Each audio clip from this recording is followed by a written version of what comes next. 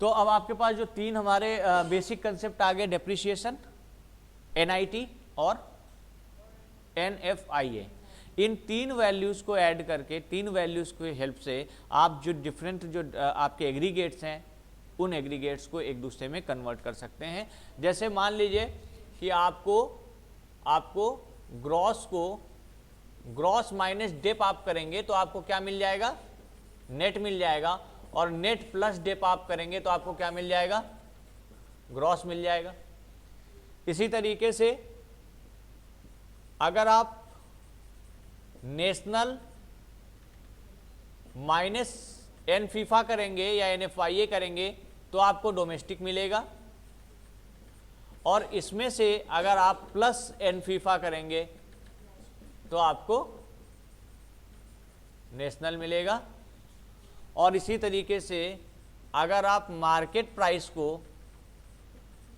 Price minus NIT करेंगे तो आपको फैक्टर कॉस्ट मिलेगा, और फैक्टर कॉस्ट माइनस NIT करेंगे, फैक्टर कॉस्ट प्लस NIT करेंगे तो आपको मार्केट प्राइस मिलेगा। तो ये जो आपके डेप्रिसिएशन, NIT और NFIA हैं, इनकी हेल्प से आप एग्रीगेट्स को कन्वर्ट करेंगे। आपके एग्रीगेट्स क्या हैं, GNP-MP, GDP-MP, NNP-MP, NDP-MP, ठीक है, चार ये। और इन्हीं चार को आप क्या करेंगे, ये जो MPs हैं, इन MPs के साथ है इन्हीं चार को आप FCs में भी ले सकते हैं, GNP-FC, GDP-FC, NNP-FC और NDP-FC। NDP-FC जो होता है, जो NDP-FC है, ये आपकी डोमेस्टिक इनकम कहलाता है, ये आपकी डोमेस्टिक इनकम कहलाता है, और जो NNP-FC होता है ये आपका नेशनल इनकम कहलाता है, नेशनल इनकम कहलाता है। और अगर मान लीजिए कि हम टू सेक्टर इकोनॉमी की बात करेंगे, टू सेक्टर इकोनॉमी में जहाँ कोई फॉरेन सेक्टर नहीं होता है वहाँ पर NDP-FC और NNP-FC दोनों एक दूसरे के बराबर होते हैं। कल हमने बात इस बारे में की थी।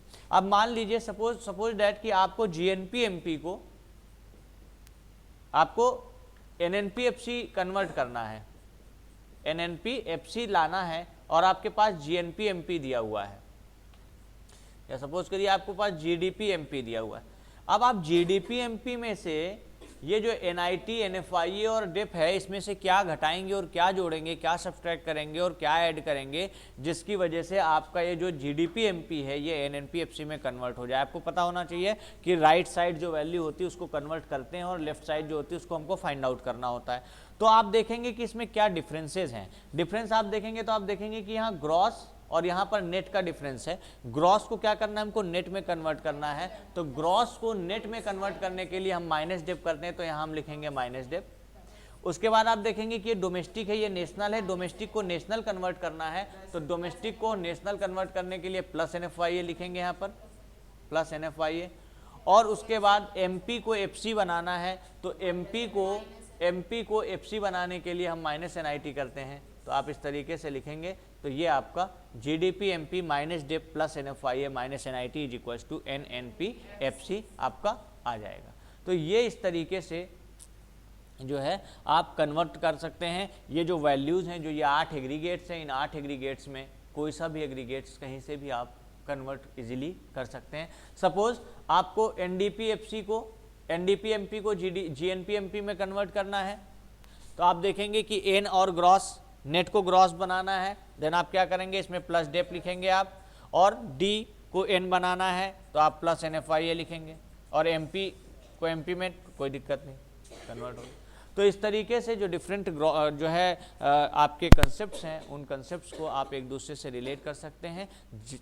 इम्पॉर्टेंट क्या है कि you must know about this, how to convert the gross into net or net into gross, how to convert national into domestic or domestic into national, and how to convert market price into factor cost and factor cost into market price। इनमें सिर्फ एक चीज़ जो है ऐसी है जिसके बारे में श्योर है कि जो ग्रॉस वैल्यू है वो नेट वैल्यू से हमेशा बड़ी होगी, कभी भी ग्रॉस वैल्यू नेट वैल्यू से छोटी नहीं होगी। बाकी दो तो छोटी हो सकती है, मार्केट प्राइस में भी less than factor cost, it may be possible, domestic में be greater than national, it is also possible, but gross cannot be less than net value because depreciation is there. depreciation कभी भी positive नहीं होता है, depreciation हमेशा negative होता है, ठीक है। इसके बारे में हमने आपको एक एग्जांपल भी पहले भी दिया था कि अगर मान लीजिए कि कोई मकान मैंने 10 लाख का खरीदा और 1 साल के बाद मकान में 15 लाख का बेचता हूँ, what is this? This is not depreciation. Depreciation तो हुआ ही नहीं, पैसा तो बढ़ गया। तो ऐसी सिचुएशन में actually this is not appreciation. ये क्या है?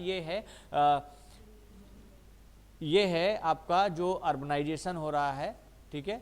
ये कैपिटल गेन की कैटेगरी में आता है कि आपने कैपिटल गेन किया और आपने किसी भी तरीके की इकोनॉमी में कोई भी गुड्स एंड सर्विसेज का फ्लो 5 लाख रुपए के बराबर का नहीं बढ़ाया। और एक्चुअल में क्या हुआ कि आपने जो मकान बनाया था 1 साल के बाद उस मकान में कहीं ना कहीं कुछ ना कुछ प्रॉब्लम्स तो होंगी, कहीं खिड़की टूटेगी, कहीं शीशा टूटेगा, कहीं दरवाजा टूटेगा, कहीं कुछ पंखे खराब होंगे, ट्यूबलाइट खराब। तो दिस इज डेप्रिसिएशन। डेप्रिसिएशन जरूर होता है, लेकिन due to some other factors जो उसकी कीमत है वो राइज कर जाती है, और इसको हम कैपिटल गेन कहते हैं। और कैपिटल गेन से जो इनकम हम अर्न करते हैं उसको हम नेशनल इनकम में ऐड नहीं करते हैं। क्लियर है ना?